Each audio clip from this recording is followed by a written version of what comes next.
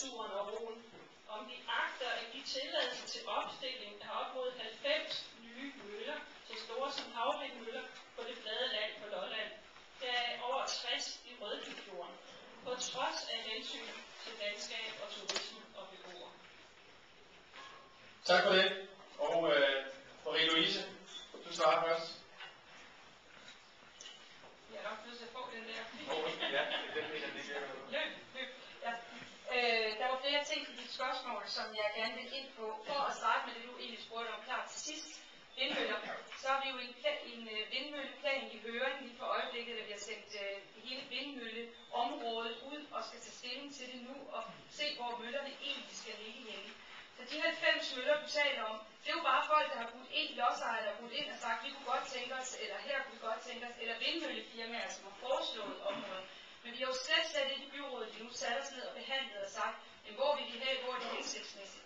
Lige i Rødbyfjorden er der for eksempel en problematik i forhold til sommerhusområder, som vi overhovedet ikke har taget stilling til. Lige nu er det bare tegnebrættet. Hvad turisme angår, så giver jeg dig fuldstændig ret. Noget af det, vi skal kigge på, for eksempel, synes jeg, i kommunen, det er kvalitet. Vi har en tendens til, hver gang vi byfornyer eller laver et eller andet, så laver vi nogle meget flotte arkitekttegninger, og så begynder vi at skære ned, indtil vi har økonomien til at passe til drømmene. Hvorfor gør vi det ikke omvendt nogle gange, og får kunstnere ind over, og så ser på tingene og siger, hvad kan du bidrage med som kunstner? Så kan man faktisk tit få penge ind fra alle mulige fonde, der gerne vil styrke kunst og udvikling på den måde. Og så kan vi måske få nogle af de her drømme gennemført, frem for at vi bare altid ender i asfaltkroner, og hvor det offentlige toilet skal ligge. Så hvad med at tænke det visionært? Og den kvalitet, vi skal til at tænke ind, den får vi brug for, hvis vi skal få turister til at komme til vores område. Vi har nemlig en rigtig stor søgning af turister i vores område. Det er området i Region Sjælland, der modtager flest overnatninger. Men vi er også det område, hvor turisterne lægger færrest penge per nat.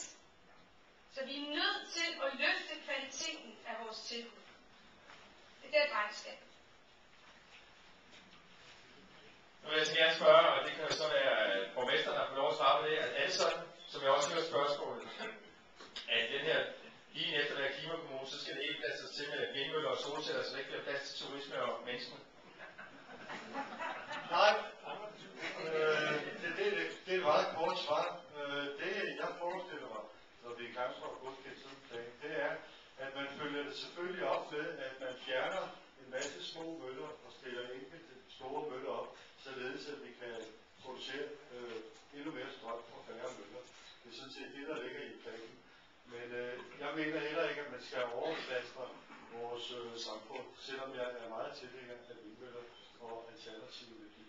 Men det er stadigvæk også, der